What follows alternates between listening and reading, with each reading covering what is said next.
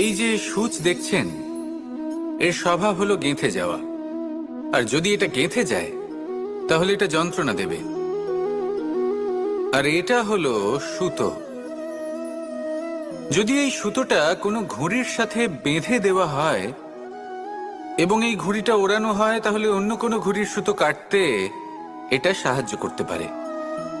কিন্তু যদি সূচ আর সুতো এই দুইকে একসাথে জুড়ে দেওয়া হয়, তাহলে এটা বস্ত্র নির্মাণ করতে পারে, কোনো জিনিস জুড়তে কাজে লাগতে পারে। এটাই হলো সংগঠনের শক্তি। যদি আপনি একত্রিত হতে পারেন আর একটি দিশায় অগ্রসর হন, তাহলে নেতিবাচক শক্তিও ইতিবাচক শক্তির রূপ ধারণ করতে পারে। এই সংসারে প্রত্যেক দিন নতুন কিছু সৃজন হচ্ছে। কিছু মানুষ একত্রিত হন, কিছু নতুন নির্মাণ করেন। কিন্তু এই ক্ষেত্রে এটা বোঝা প্রয়োজন যে আমরা কেমন সঙ্গ লাভ করছি, কার সাথে আছি। যদি আপনি সুতো হন আর ঘুড়ির সাথে যুক্ত হন, তাহলে হয় অন্য ঘুড়ি কাটবেন বা অন্য কোনো ঘুড়ি আপনাকে কাটবে। কিন্তু যদি আপনি সুতো হন আর সূচের সাথে যুক্ত হয়ে যান, তাহলে আপনি নির্মাণ করতে পারবেন, জোড়ার কাজ করতে পারবেন, শ্রেষ্ঠ কর্ম করবেন। এই কথা মনে রাখুন আর আমার সাথে ভালোবেসে বলুন, রাধা। মন এবং মস্তিষ্ক, এই দুই হলো মানুষের জীবনের দুটি গুরুত্বপূর্ণ অংশ। এবার আপনি বলবেন, এই দুইয়ের মধ্যে পার্থক্য কি? দুটোই তো সমান। না, যেটা আমি আপনাকে বোঝাতে চেষ্টা করছি সেটা ভালো করে বুঝুন। প্রথম, মন। এই মন অত্যন্ত চঞ্চল হয়। এর নিজের কোনো বিবেক থাকে না, সিদ্ধান্ত নেওয়ার কোনো ক্ষমতাই থাকে না। এই মন শুধু বয়ে চলে। আর দ্বিতীয় হলো মস্তিষ্ক, সেই অংশ যেখানে বুদ্ধির সঞ্চার হয়ে থাকে। এটা হলো জ্ঞান দ্বারা পরিপূর্ণ এবং অত্যন্ত প্রবলও হয়। বেশিরভাগ সময় জীবনের সঠিক সিদ্ধান্ত নেওয়ার ক্ষেত্রে এই মস্তিষ্কই আমাদের সাহায্য করে। সেখানেই মন মাঝে মাঝে আমাদের উচিত সিদ্ধান্ত নেওয়ার ক্ষেত্রে বাধা দেয়, কখনো সঠিক পথ থেকে সরিয়ে দেয়। কারণ চঞ্চল প্রবৃত্তি হওয়ার কারণে এটা অস্থির হয়ে থাকে। কখনো কখনো নেয়া সিদ্ধান্ত বদলাতেও এই মন আমাদের বাধ্য করে। সেই জন্য আপনি যদি জীবনের পথে অগ্রসর হতে চান, তাহলে মস্তিষ্কের সিদ্ধান্তে আস্থা রাখুন, পূর্ণরূপে নিজের সঙ্গী করে তুলুন। হতে পারে তখন আপনার এই মন বিদ্রোহ করে বসল, কিন্তু দৃঢ় নিষ্ঠার সাথে মস্তিষ্কের সিদ্ধান্তে আস্থা রাখুন। আস্তে আস্তে এই মন, যাকে আপনার শত্রু বলে মনে হচ্ছিল, আস্তে আস্তে সেটাও আপনার বন্ধু হয়ে উঠবে আর আপনাকে সাহায্য করবে। আসুন আমার সাথে ভালোবেসে বলুন, রাধা। কর্ম কে করলেন আর কে নিজের প্রাণ হারালেন? রেশমের কীট। আর লাভবান কে হলেন? মনুষ্য জাতি। এর দ্বারা আমরা কি শিক্ষা পেলাম? যে এই সংসারে আমরা যে কর্মই করি, সৎকর্ম করি বা অপকর্ম করি, তার থেকে লাভবান যে কেউ হতে পারেন। আমাদের বন্ধু হোক, পরিবার পরিজন হোক বা সংসারের যে কোনো ব্যক্তি হোক, যে কেউ লাভবান হতে পারেন, কিন্তু সেই কর্মের ফল কিন্তু আমাদেরই ভোগ করতে হয়। যদি আপনি সৎকর্ম করেন, তাহলে তার শুভ ফল আপনিই পাবেন। তার থেকে লাভবান হয়তো এই সংসারে যে কেউ হতে পারেন। সেরকমই যদি আপনি অপকর্ম করে থাকেন, তার থেকে সংসারের যে কোনো ব্যক্তি যতই লাভবান হোক না কেন, তার থেকে ক্ষতি আপনাকেই ভোগ করতে হবে। তাহলে আপনি কি সুফল চান নাকি ক্ষতিগ্রস্ত হতে চান, সেটা নির্ভর করছে আপনার কর্মের উপর। তাহলে ভেবেচিন্তে কর্ম করুন আর আমার সাথে ভালোবেসে বলুন, রাধা। এই সংসারে প্রত্যেক ব্যক্তি নিজের সংগ্রাম করে চলেছে। প্রত্যেক ব্যক্তির নিজের লড়াই আছে, আর সেই রণভূমিতে প্রত্যেক ব্যক্তি নিজের যুদ্ধে লড়াই করছেন। আর যদি যুদ্ধের কথা বলি, সেখানে কেউ বিজয়ী হয় বা কেউ পরাজিত। আর এখানে এটা বোঝা অত্যন্ত প্রয়োজনীয় যে কোথায় পরাজয়টা হওয়া গুরুত্বপূর্ণ আর কোথায় বিজয় লাভ করাটা গুরুত্বপূর্ণ। যদি আপনার এই যুদ্ধটা আপনার আপনজনের সাথে হয়, তাহলে সেখানে পরাজিত হওয়াটাই শ্রেয়। কারণ সেখানে পরাজিত হয়ে আপনি প্রসন্নতা লাভ করবেন। কিন্তু যদি এই যুদ্ধটাই আপনার নিজের সাথে হয়, নিজের মনের সাথে, নিজের মানসিকতার সাথে হয়, তাহলে এতে আপনাকে জয়ী হতে হবে। এই সংসারের যে কোনো যুদ্ধ হোক না কেন, সেটা রণভূমির পূর্বে এই মনের মাঝে লড়তে হয়। এবার যদি এই মন আপনার উপরে বিজয় লাভ করে, তাহলে রণভূমিতে আপনি পরাজিত হবেন। কিন্তু যদি আপনি এই মনের উপর বিজয় লাভ করতে পারেন, তাহলে এই সমগ্র সংসারে এমন কোনো স্থান নেই, এমন কোনো রণভূমি নেই যেখানে আপনি জয়লাভ করতে পারবেন না। আসুন আমার সাথে ভালোবেসে বলুন, রাধা। মানুষ সবসময় নিজেদের জীবনে ভবিষ্যতের বিষয়ে ভাবতে থাকে। কখনো উৎসাহিত হয়, কখনো চিন্তিত হয়, কখনো স্বপ্ন দেখে যে আমি ভবিষ্যতে গিয়ে খুব বড় কেউ হব, কখনো কল্পনা করে যে আমি কখনো সেই স্থানে গিয়ে পৌঁছব। দেখুন, ভবিষ্যতের কথা ভাবা অনুচিত কিছু নয়, কিন্তু এই ভবিষ্যতের কথা ভাবতে ভাবতে বর্তমানকে ভুলে যাওয়াটা অনুচিত। আজ মানে এই বর্তমান কিন্তু খুব আবশ্যক। আমাকে বলুন, আজ আপনি বর্তমানে যাই হন না কেন, সেটা এমন কেন? তার কারণটা কি? তার কারণ হলো অতীতকালে আপনার কর্ম আর আপনার নির্বাচন। সেই সকল কর্মের জন্যই আজকের এই বর্তমান কিছুটা এই রকম হয়েছে। ঠিক সেইভাবেই আপনার এই বর্তমান আপনার ভবিষ্যৎ রচনা করবে। ভবিষ্যতে এই বর্তমান অতীতকাল হতে চলেছে। আপনার ভবিষ্যতের আধার হলো এই বর্তমান। তাই শুধু স্বপ্ন দেখবেন না, শুধু কল্পনা করবেন না। যা কিছুই আপনি পেতে চান তার জন্য বর্তমানে থেকে কর্ম করুন। এই কর্মই আপনার ভবিষ্যৎ নির্মাণ করবে। আসুন আমার সাথে ভালোবেসে বলুন, রাধা রাধা। আপনি কখনো কখনো নিশ্চয়ই কোনো ব্যক্তিকে এটা বলতে শুনেছেন, বা আপনি নিজে বলেছেন বা ভেবে দেখেছেন যে আমি আমার নিজের জীবনে যেটা করতে চেয়েছিলাম সেটা করতে পারলাম না, যে লক্ষ্য অর্জন করতে চেয়েছিলাম সেটা অত্যন্ত কঠিন ছিল, আমি এগোতে পারলাম না, আদি ইত্যাদি। আমরা সবাই কখনো না কখনো ভাবি যে লক্ষ্য আমরা নির্ধারণ করেছি সেটা আমাদের পক্ষে অত্যন্ত কঠিন, প্রায় অসম্ভব। আমাকে বলুন, যে প্রত্যেকটা বস্তু বা সাফল্য যা কিছু আপনি কামনা করেছেন, কোনোটাই কি সরল ছিল? নির্বাচনের সময় সেটা সরল ছিল না। সেই জন্যই আপনি সেই লক্ষ্যটা নির্বাচন করেছেন।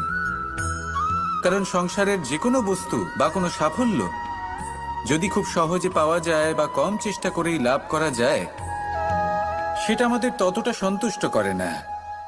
সেই জন্য আমরা জেনে বুঝেই কঠিন লক্ষ্য নির্বাচন করি, কারণ সেই লক্ষ্য আমাদের প্রতিস্পর্ধা এবং সংঘর্ষের সম্মুখীন করে, যার সম্মুখীন হয় অগ্রসর হওয়ার পরে আমরা আরো বেশি শ্রেষ্ঠ হয়ে উঠি। সেই জন্য কিছু অসম্ভব কিনা সেই বিষয়ে চিন্তা করবেন না, শুধু অগ্রসর হতে থাকুন, নিজের কর্ম করুন, সেই লক্ষ্যকে প্রাপ্ত করুন। আর আমার সাথে ভালোবেসে বলুন, রাধা রাধা। অনেক সময় পথে চলতে গেলে এই ছোট ছোট কাঁকড় আমাদের পায়ের তলায় চাপা পড়ে যায়, কিন্তু তাও কখনো এদের অপমান করবেন না। এদের প্রারব্ধকে নিয়ে, এদের ভাগ্যকে নিয়ে, এদের আকারকে নিয়ে কখনো উপহাস করবেন না। ভাবুন, যদি কখনো ঝড় ওঠে আর এই ছোট্ট একটা কাঁকড় আপনার চোখে ঢুকে যায়, তাহলে কিন্তু সেটা আপনাকে অত্যন্ত কষ্ট দিতে পারে। এরকমই হয় আমাদের জীবনের প্রত্যেকটি ব্যক্তির।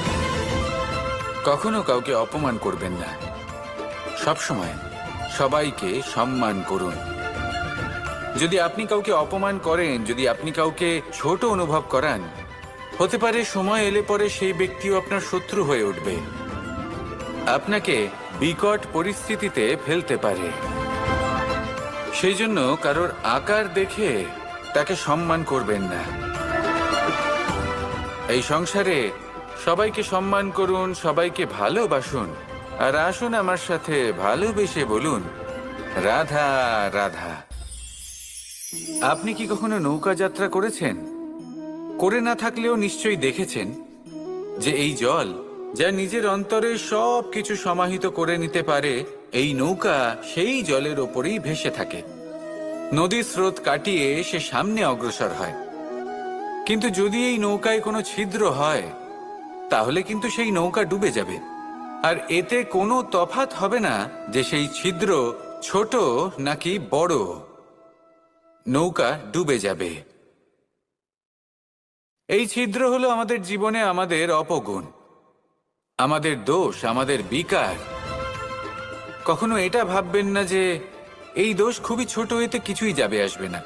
না, সেই ছোট দোষ, সেই ছোট বিকার যদি সেটাকে শুধরে না নেন তাহলে সেটা আপনাকে আপনার পতনের দিকে নিয়ে যাবে। শেষ পর্যন্ত এটা আপনার উপর নির্ভরশীল যে আপনি কি চান। আপনার জীবনের এই নৌকা এভাবেই ডুবে যেতে দেখবেন, নাকি নিজেকে শুধরে নিয়ে সেই নৌকার সেই ছিদ্রটাকে ভরিয়ে তুলতে চাইবেন? নির্বাচন আপনার। আসুন আমার সাথে ভালোবেসে বলুন, রাধা।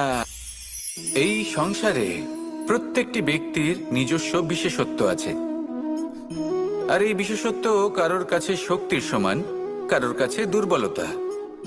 তা সে মানুষই হোক বা পশু পাখিই হোক না কেন।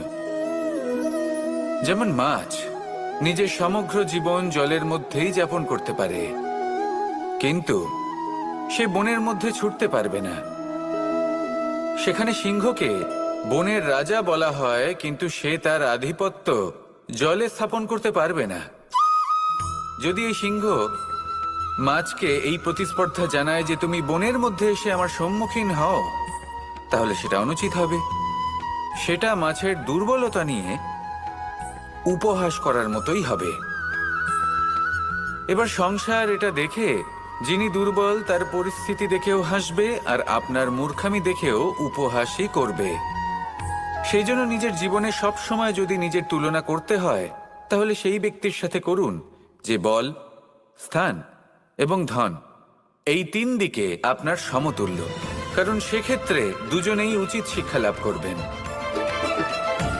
যদি এমন কোনো ব্যক্তি থাকেন যিনি আপনার থেকে শক্তিশালী কিন্তু তিনি আপনাকে দুঃখ দেওয়ার চেষ্টা করছেন, তাহলে এটা জেনে রাখবেন যে মানুষ কিন্তু সেই গাছেই পাথর ছুঁড়ে মারে যার ফল অত্যন্ত সুমধুর হয়ে থাকে। আর যদি আপনি বেশি শক্তিশালী হন তাহলে অহংকার করবেন না। এটা মনে রাখবেন, অনেক বড় বড় পাথরও জলে ডুবে গিয়ে নিজের অস্তিত্ব হারিয়ে ফেলে। নিজের নিজের শক্তি সম্পর্কে সচেতন হন, সবাইকে ভালোবাসুন, সবাইকে সাহায্য করুন, আর আমার সাথে ভালোবেসে বলুন, রাধা রাধা। গোবর্ধন পর্বতের সাথে আমার সম্পর্ক কেমন আপনারা জানেন। অনেকদিন আগে যখন আমি ছোট ছিলাম, একদিন আমি আর বাবা গোবর্ধন পর্বতে ওঠার চেষ্টা করছিলাম। আমি ক্লান্ত হয়ে পড়লাম, আর আমি বাবাকে বললাম যে বাবা, আমাকে আর কতটা উপরে উঠতে হবে, আর ক পা যেতে হবে, আর কত উঁচুতে উঠতে হবে, আর কত সময় লাগবে। তখন বাবা হাসলেন। উনি আমার কাঁধে হাত রাখলেন আর আমাকে বললেন যে এটা আন্দাজ করতে যেও না যে আর কত সময় লাগবে, এটা মাপতে যেও না যে আর ক পা সামনে এগোতে হবে। শুধু এই যাত্রাপথের আনন্দ উপভোগ করো আর সামনে এগোতে থাকো। যদি এটা করতে পারো তবেই নিজের লক্ষ্য লাভ করতে পারবে। এটা কিন্তু আমাদের জীবনের সাথেও ঘটে। আমরা চিন্তিত হয়ে পড়ি যে এখনো আর কতটা সামনে এগোতে হবে, আর কতটা চেষ্টা করতে হবে, কতটা পরিশ্রম করতে হবে, আর কত সময় লাগবে নিজের লক্ষ্যে পৌঁছতে। এই চিন্তা ত্যাগ করুন, নিজের দৃষ্টিভঙ্গি পাল্টান, আর এটা ভাবুন যে আরো কত শ্রেষ্ঠ কর্ম করতে পারি সামনে এগোনোর জন্য, আর কত তীব্র গতিতে আমি সামনে এগোতে পারবো। সামনে অগ্রসর হওয়ার এই যে যাত্রা বড়ই সুন্দর, এটার আনন্দ উপভোগ করুন। বাবার এই শিক্ষার কারণে আমি গোবর্ধন পর্বত হাতে তুলতে পেরেছি। দিনের শেষে এটা আপনার উপর নির্ভর করছে যে নিজের পর্বতরূপী লক্ষ্যকে আপনি নিজের হাতের মুঠোয় ধরে রাখতে পারবেন নাকি নয়। আসুন আমার সাথে ভালোবেসে বলুন, রাধা। এই সংসারে ভৌতিক বস্তুরও নিয়তি আছে। যারাই এই সংসারে আসে বা উৎপন্ন হয় তারা কিছুমাত্র সময় পর্যন্তই এখানে থাকতে পারে, আর তারপরে সেও লুপ্ত হয়ে যায়, অর্থাৎ সে নিজেও এই পঞ্চমহাভূতে সমাহিত হয়ে যায়। আমাদের সাথেও ঠিক এটাই হয়। সেই জন্যই ঈশ্বর দ্বারা প্রদত্ত এই উপহারের বিষয়ে ভাবুন, এই জীবনের বিষয়ে ভাবুন। ঠিক যেমন বিশ্বাস ভঙ্গ হলে কোনো ব্যক্তি আমাদের কাছে অপরিচিত হয়ে যান, ঠিক সেরকমই শেষ নিঃশ্বাস ত্যাগের পর এই শরীরও আমাদের কাছে পরই হয়ে যায়। তাই এই শরীর থাকাকালীন শ্রেষ্ঠভাবে একে সদ্ব্যবহার করুন, এই জীবনে শ্রেষ্ঠ কর্ম করুন। আর এই জীবনকে শ্রেষ্ঠভাবে যাপন করার জন্য কিছু কথা বোঝা প্রয়োজনীয়। যদি আপনি কারোর প্রশংসা করেন তাহলে পূর্ণ হৃদয় দিয়ে করুন। যদি আপনি হস্তক্ষেপ করে থাকেন তাহলে মস্তিষ্ক দ্বারা করুন। যদি আপনি সমীক্ষা করেন তাহলে বিবেক দ্বারা করুন। যদি আপনি ধন অর্জন করতে চান তাহলে নীতি অনুসারে চলুন। যদি জীবন যাপন করতে চান তাহলে রীতি মেনে করুন। আর যদি ঈশ্বরের ভজন করতে চান তাহলে ভক্তিভাব নিয়ে করুন। শুধু এই কথা মনে রাখবেন যে আপনার এই জীবন কিন্তু অনিশ্চিত কাল পর্যন্তই আছে। কতক্ষণ আছে সেটা কেউ জানে না। তাই কিছু মুহূর্ত যেটা যাপন করতে আমরা এখানে এসেছি, সেখানে ক্রোধ, অহংকার, ঈর্ষা, এইসব আবেগের কি গুরুত্ব বলুন তো? এগুলো ত্যাগ করুন। মানুষকে ক্ষমা করতে শিখুন। আস্তে আস্তে বিশ্বাস করতে শিখুন। এই সংসারে নিঃস্বার্থভাবে প্রেম করতে শিখুন আর সবার মধ্যে আনন্দ বিতরণ করুন। তাই এই সব গুণ যদি আপনি আত্মসাৎ করতে পারেন তাহলে আপনার জীবনে শুধু আনন্দ এবং আনন্দই বিরাজমান হবে। আসুন আমার সাথে ভালোবেসে বলুন, রাধা রাধা। এই জীবনে আমরা কখনো না কখনো জয়ী হয়েছি, আবার কখনো পরাজয়েরও সম্মুখীন হয়েছি। কিন্তু একটা কথা বোঝা খুব প্রয়োজন, যখন আমরা বিজয়ী হই তখন অবশ্যই উৎসব পালন করা উচিত, কিন্তু অহংকার করা উচিত নয়। সেখানে যখন আপনি পরাজিত হন তখন বিফল হওয়ার শোক পালন করবেন না। এই মনকে কুণ্ঠিত হতে দেবেন না। মনকে একাগ্রচিত্ত করুন। এই ইতিবাচক মনোভাব নিয়ে অগ্রসর হন। এই ইতিবাচক ভাবনা মনে জাগ্রত করার জন্য প্রথমে এটা বোঝা প্রয়োজনীয় যে ঈশ্বর ভেঙে যাওয়া বস্তুকেও সুন্দরভাবে ব্যবহার করে থাকেন।